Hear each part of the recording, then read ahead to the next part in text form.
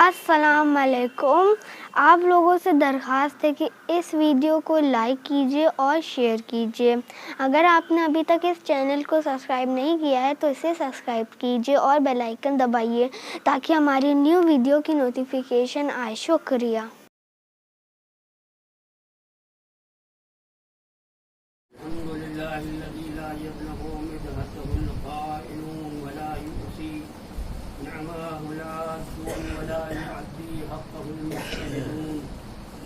الذي لا يدركه بعد الهمم ولا يناله بؤس الفتن الذي ليس لصفته حد محدود ولا نعت موجود ولا وقت معدود ولا عجل ممدود قدر الخلائق بقدرته ونشر الرياح برحمته وبدأ بالسفور ميادن عرضه والصلاة والسلام على سيد الأنبياء والمرسلين خاتم النبيين سيدنا الممجد بشيرنا المسدد ونذيرنا المحيد النبي المسدد المحمود الأحمد المصطفى الأمجد بالقاسم محمد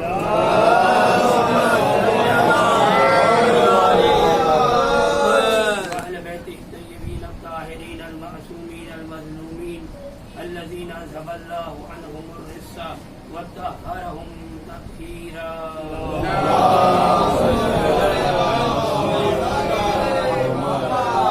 فقد قال الله تبارك وتعالى في كتابه الكريم وهو أصدق الصادقين. بسم الله الرحمن الرحيم. قال رسول الله صلى الله عليه وآله زينوا مجالسكم بذكر علي بن أبي طالب صلوات الله.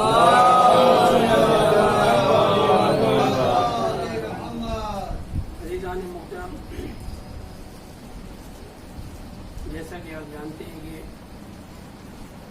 ایام اعضاء کا دور ہے یہ اور دورے کی مجلس بھی ہوتی ہے. لہٰذا مجھ سے یہ کہا گیا کہ آپ 20 منٹ کی مجلس پڑھیے گا. میں نے کہا ٹھیک ہے بہتر. اب آپ کہیے 10 منٹ تو میں 10 منٹ بھی پڑھ سکتا ہوں. اس کی بات نہیں. سلوات نہیں ہے محمد.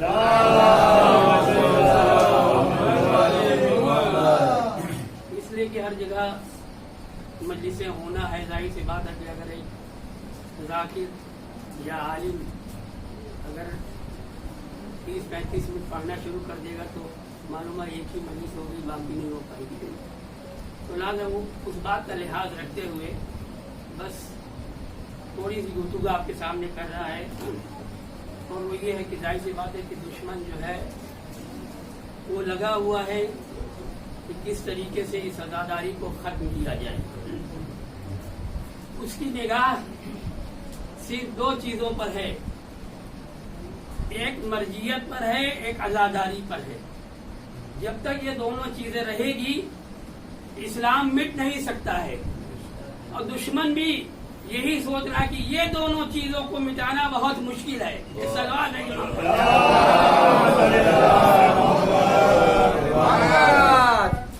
اس لیے کہ ہم جو ہے وہ اہل بیت کے چاہنے والے ہیں, اہل بیت کے ماننے والے ہیں. اور کہا بھی یہی گیا ہے کہ من مات حب آل محمد مات شہیدہ, یعنی جو محمد و آل محمد کی محبت میں مرتا ہے وہ شہید ہوتا ہے. تو اب یہاں شہادت کا مفہوم سمجھ میں نہیں آیا کہ یہاں شہادت کس طریقے کی شہادت ہے.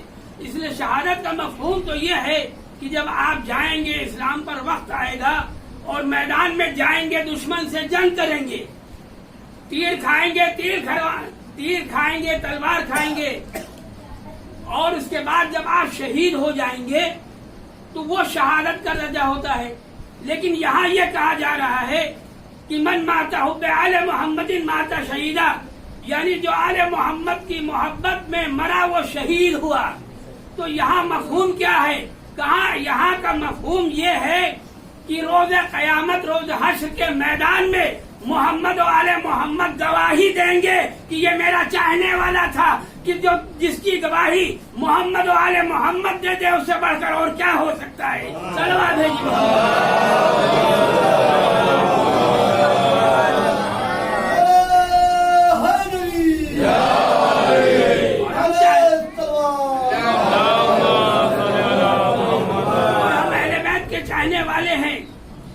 کائنات جو ہے وہ اہل بیت کے طفیل میں خلق ہوئی ہے. خداوند عالم ارشاد فرماتا ہے کہ انی ما خلقت سماء مبنیہا ولا ارضا مطیہا ولا قمرا منیرا ولا شمسا مضیئا ولا فلکا یدور ولا بحرا یجری ولا فلکا یسری الا لاجلکم ومحبتکم.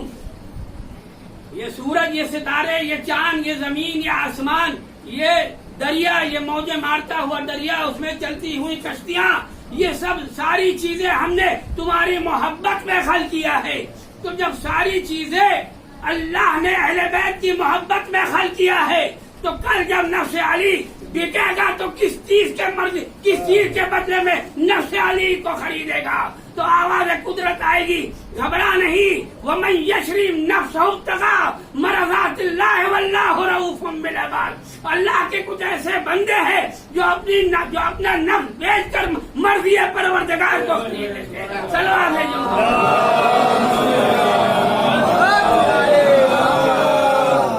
لہٰذا میں اپنی مرضی کے بدلے میں نفس علی کو خریدوں گا. اور یہی وجہ تھی کہ جب مسجد نبوی میں ایک سائل آتا ہے اور آنے کے بعد سوال کرتا ہے کہ میں سائل ہوں، ہے کوئی میری مدد کرے، سب خاموش. ایسا نہیں کہ وہاں کوئی نمازی نہیں تھا، بلکہ پوری مسجد جو ہے وہ چھلک رہی تھی نمازیوں سے. چنانچہ آنے والا نے سائل نے سوال کیا کہ میں یتیم ہوں، ہے جو کوئی میری مدد کرے، میں مسکین ہوں، ہے جو کوئی میری مدد کرے. لیکن کوئی نہیں تھا جو مدد کرتا. لیکن اس کے بعد جب اس نے 3 مرتبہ سوال کر لیا تو چوتھی مرتبہ اس نے یہ کہا کہ اے پروردگار تو گواہ ہے نا کہ میں تیری بارگاہ سے خالی جا رہا ہوں. تو جہاں اللہ کی بات آتی ہے وہاں اللہ ہی والا بولتا ہے. مولا کائنات نے اشارہ کر دیا اور سائل انگشتری لے کر چلا گیا. آواز آئی انما ولیکم اللہ ورسولہ والذین آمنوا الذین یقیمون الصلاۃ وآتوا الزکاۃ وہم راکعون. اللہ کے کچھ ایسے بندے ہیں جو حالت رکوع میں زکات دے کر خوشنودی پروردگار کو حاصل کرتے ہیں. سلام ہے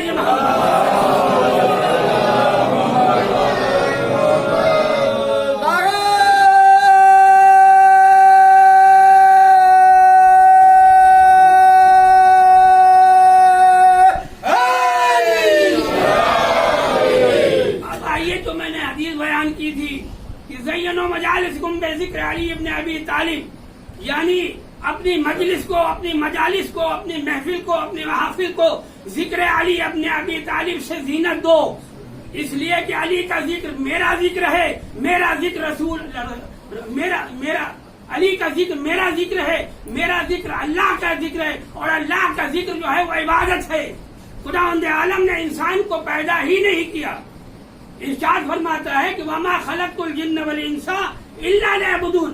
ہم نے نہ تو جناتوں کو پیدا کیا نہ انسانوں کو پیدا کیا، لیکن اگر پیدا کیا تو غرض خلقت عبادت ہے. تو اب عبادت کیا ہے؟ کہا نماز عبادت ہے، کہا بے شک عبادت ہے. آپ سے پوچھا روزہ عبادت ہے، آپ نے کہا بے شک عبادت ہے. آپ سے کہا خمس اور زکات عبادت ہے، آپ نے کہا عبادت ہے. یعنی جس سے جو پوچھتے گئے ساری چیزیں عبادت ہے. کہا ہاں عبادت ہے. کہا جہاد عبادت، امر بالمعروف عبادت، نہیں انل منکر عبادت، تولا عبادت، تبرع عبادت. کہا یہ ساری چیزیں عبادت ہے. لیکن اس کے علاوہ بھی ہمارے اور آپ کے چھٹے امام جعفر صادق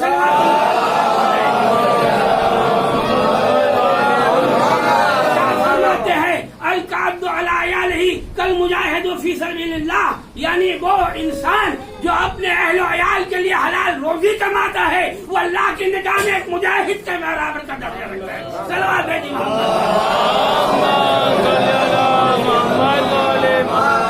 تو پتہ یہ چلا کہ صرف عبادت نماز اور روزہ نہیں ہے، بلکہ جو انسان اپنے اہل و عیال کے لیے حلال روزی کماتا ہے وہ بھی اللہ کی نگاہ میں ایک عبادت ہے.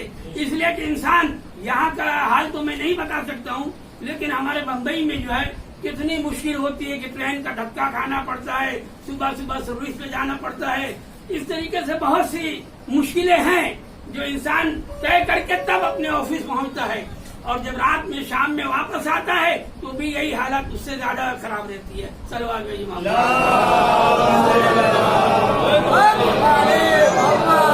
عزیزان محترم، اللہ یہ بھی نہیں چاہتا ہے کہ تم عبادت کرو، کسی پہاڑ پر چلے جاؤ، کسی غار میں چلے جاؤ اور جا کے اللہ اللہ کرتے رہو کہ بس یہ بہت بڑی عبادت ہے. اللہ چاہتا ہے سماج میں رہو، معاشرے میں رہو، رہنے کے بعد اس کے بعد اگر کوئی گناہ نہ کرو تو یہ کمال انسانیت ہے. یہ نہیں کہ آپ ایک غار میں چلے گئے، مسجد میں چلے گئے، دن بھر مسجد ہی میں بیٹھے رہ گئے کہ اب اس سے بڑھ کر کوئی عبادت نہیں ہے. اللہ کہتا ہے نہیں، اگر آپ کے اہل و عیال بھوکے مر رہے ہیں اور صرف عبادت پہ عبادت آپ کیے جا رہے ہیں تو وہ قابل قبول نہیں ہے. صلوات بھیجیے محمد.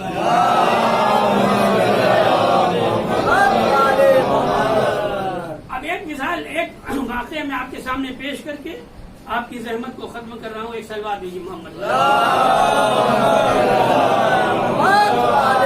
مولا کائنات علی ابن ابی طالب علیہ السلام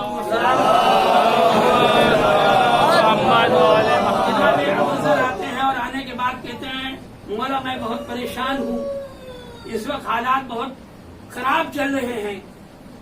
تو مولا نے کہا کہ نہیں، ایسی بات نہیں ہے، تم بہت امیر آدمی ہو. پھر انہوں نے اصرار کیا کہ مولا آپ یقین مانیے کہ جیسے اپنے یہاں دیہاتوں میں کہتے ہیں کہ وہ کنسٹر جو ہوتا ہے وہ بالکل خالی ہو گیا ہے، اب تو آپ یقین مان لیں ہاں اس میں کچھ نہیں ہے. تو وہ نوبت آ گئی ہے. پھر مولا کہنے نہیں تم بہت امیر آدمی ہو. تو مولا آپ یقین مانیے کہ بہت ہی غریب آدمی، بہت ہی حالت خراب چل رہی ہے. تو اچھا آپ ذرا یہ بتاؤ کہ کیا میری محبت تمہارے دل میں ہے؟ کہا بے شک ہے. تو کہا اس کو بیچو گے؟ مولا یہ تو نہیں ہو سکتا کہ آپ کی محبت بیچو.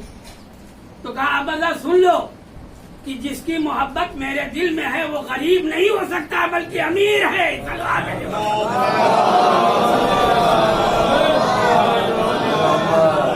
امیر ہے اس لیے کہ مولا چاہتے تو دے دیتے، چند روپیہ لے کے جاؤ اور اس کے بعد چلے جاتا وہ خرچ کر لے جاؤ.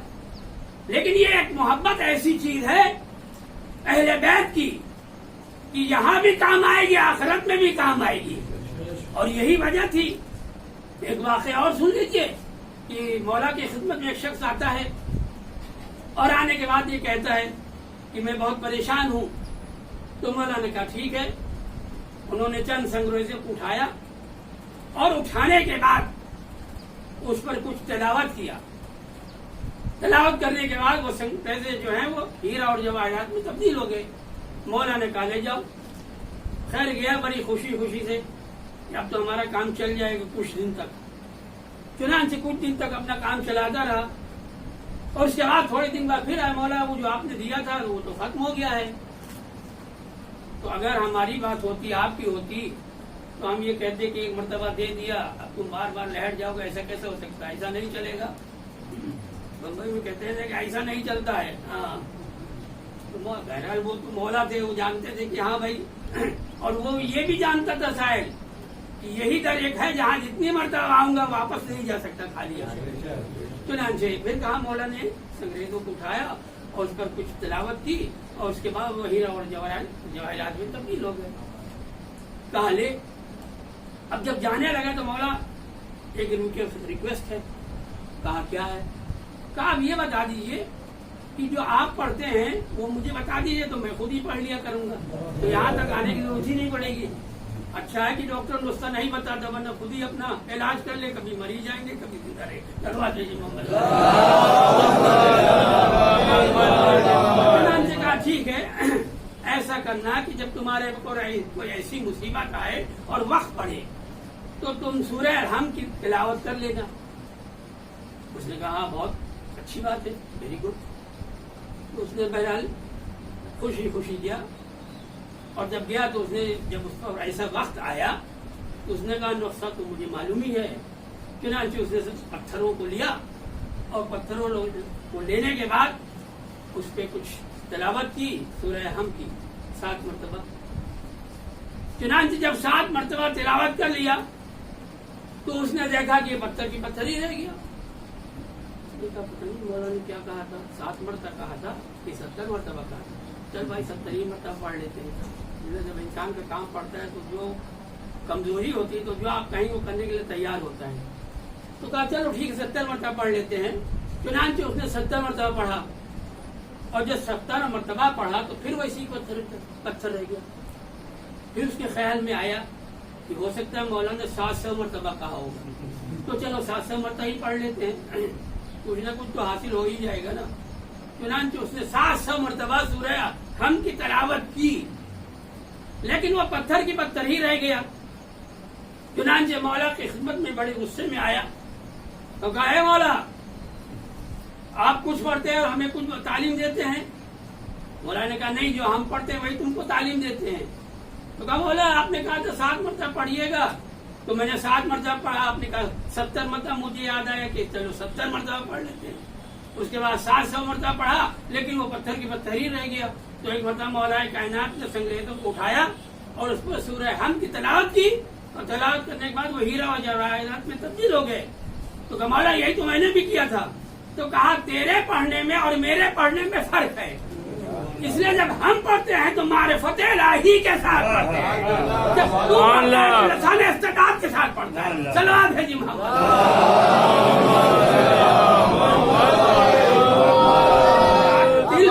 दिल से पढ़ लेना और बात होती है, जबान से पढ़ लेना और बात है, और मारिफत इलाही के साथ पढ़ लेना और बात होती है। और ये उन्हीं के लिए सजीवार था और किसी के लिए नहीं।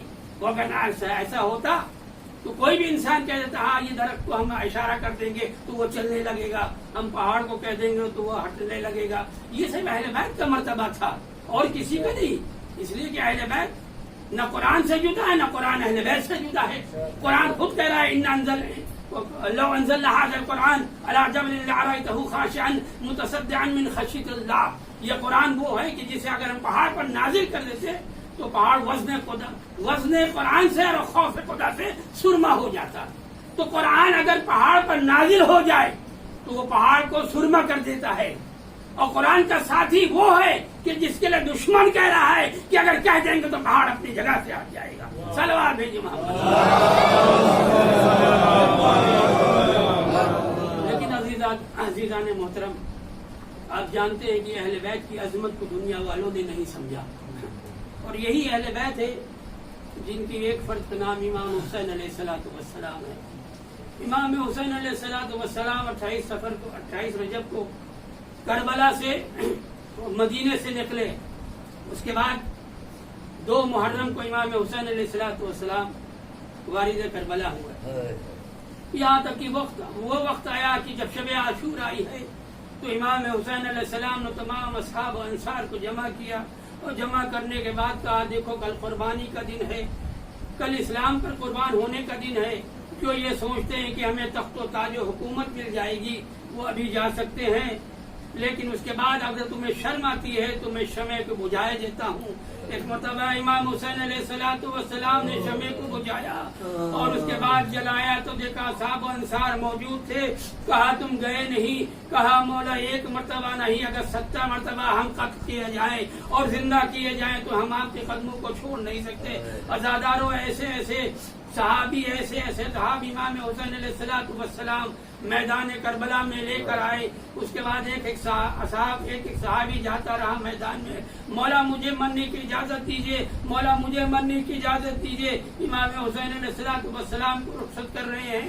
आज़ादारों एक मरतबा वो मंजिल आई है कि जब जनाब अली अकबर आते हैं और आने के बाद कहते हैं बाबा जान मुझे मरने की इजाजत दीजिए। एक मरतबा इमाम हुसैन अलैहिस्सलातु वस्सलाम कहते हैं कि ऐ अली अकबर जिसने तुमको 18 बरस पाला है, यानी अपनी फूफी से इजाजत लेकर आओ। एक मरतबा जनाब अली अकबर आते हैं और आने के बाद फूफी जान से फूफी अम्मा से इल्तिजा करते हैं, फूफी अम्मा मुझे मरने की इजाजत दीजिए। हाँ आज़ादारों इमाम हुसैन अलैहिस्सलातु वस्सलाम से जनाब ज़ैनब से इजाजत लेकर आए और ले आने के बाद आने के बाद इमाम हुसैन अलैहिस्सलातु वस्सलाम ने ان کو سجایا, سجانے کے بعد رخصت کیا, گھوڑے پر بیٹھ کر میدان میں آئے اور آنے کے بعد ایسی شجاعت کا, بہادری کا اظہار کیا ہے. لیکن ایک وہ وقت آیا ہے کہ جب ایک مرتبہ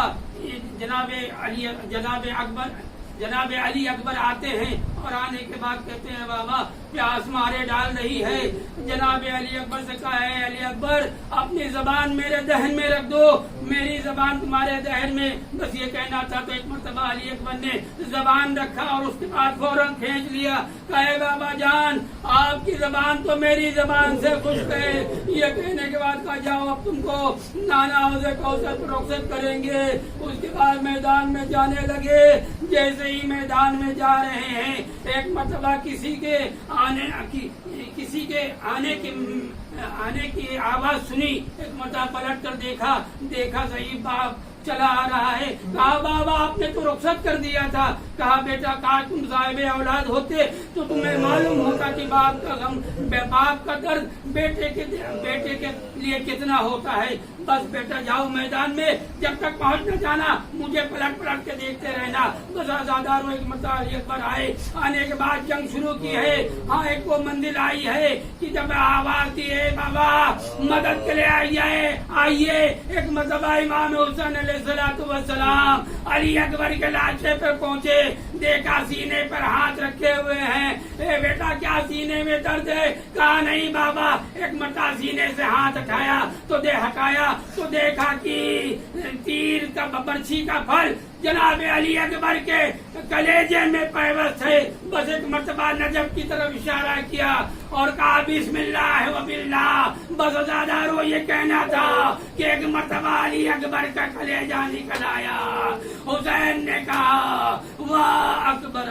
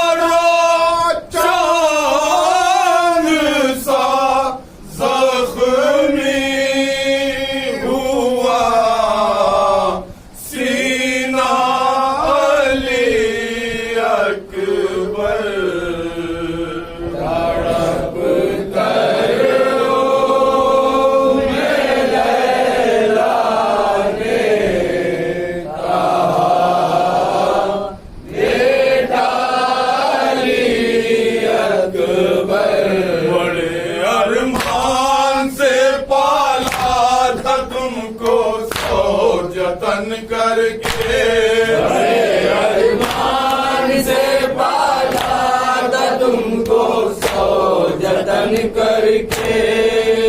تمہارے دل بہت دشوار ہے جینا علی اکبر تڑپ کر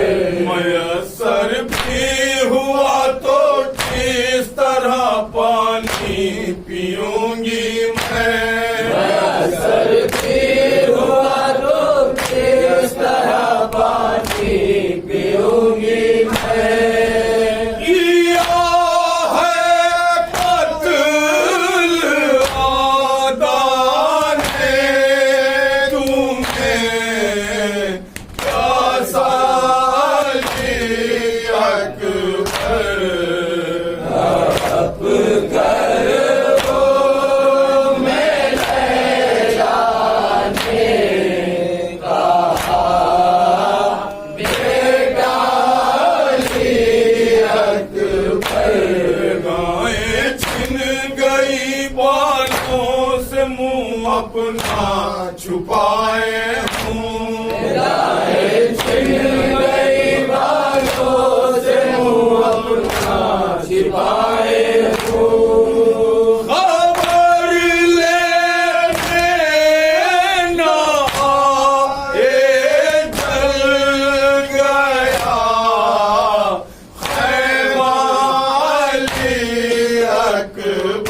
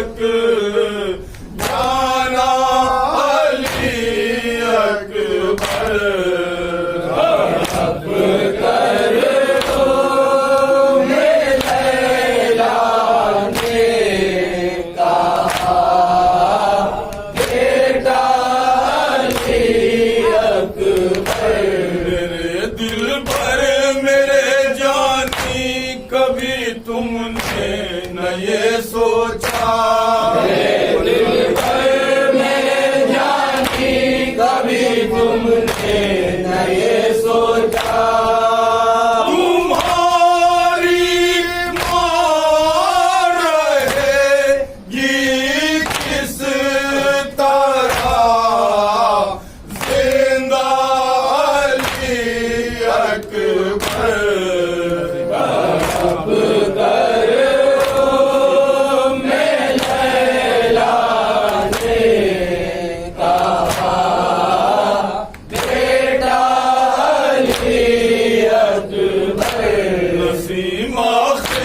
تمہارا ہے دعا اس کے لیے کرنا